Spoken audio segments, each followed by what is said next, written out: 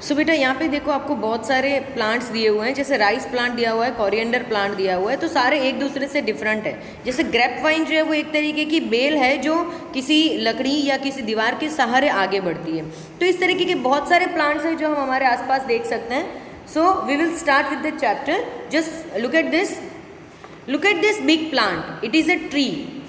It has a brown woody stem called trunk. तो यहाँ पे आप लोग देख सकते हो कि आपको एक ट्री का फोटो बताया गया है।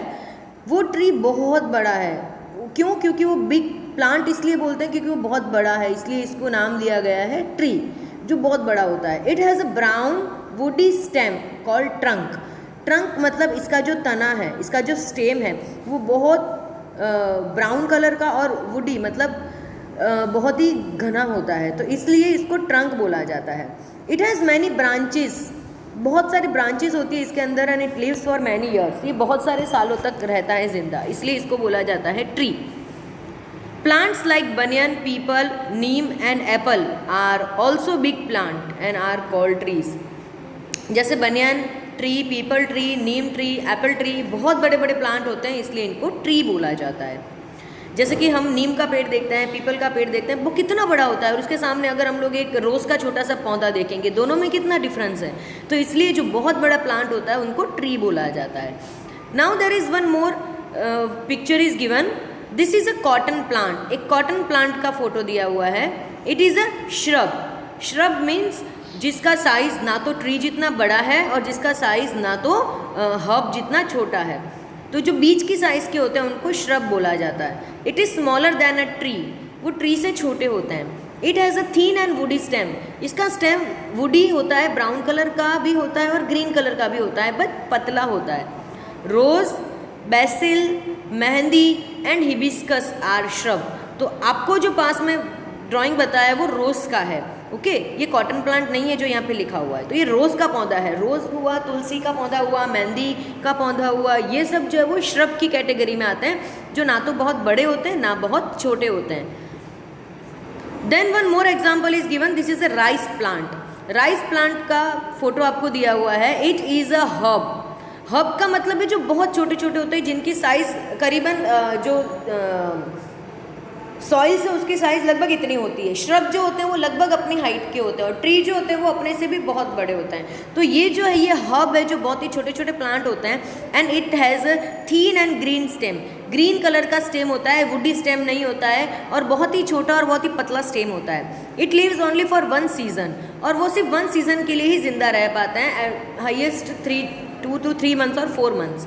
Small plant like grass, tomato, brinjal are also herb. Rice के साथ साथ ग्रास मतलब छोटी छोटी जो घास हमारे घर के आसपास उगती है, टमेटो का छोटा पौधा होता है, ब्रिंजल का है, तो ये सब हब की कैटेगरी में आता है। Now one example, one drawing is given that is of money plant. आप लोगों के घर पे भी ये प्लांट होगा।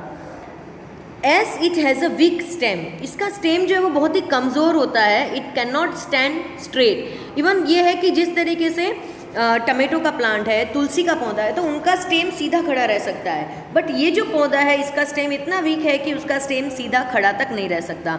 इट इज़ अ क्लाइंबर, और इसलिए इनको क्लाइंबर बोला जाता है। क्लाइंबर मतलब इनको आगे बढ़ने के लिए किसी की सपोर्ट की ज़रूरत होती है।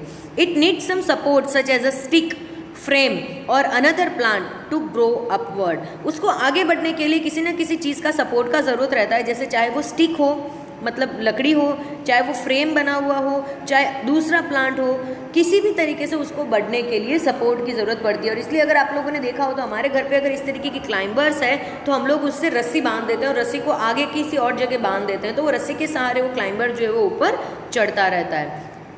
It needs some support such as a stick, frame और another plant to grow upwards. Like it the pea plant and grape vine are also climber. उसी तरीके से पी प्लांट है, मटर का पौधा है, या ग्रेप वाइन है, ग्रेप्स की जो बेल है वो भी क्लाइंबर्स में ही इंक्लूड होती है।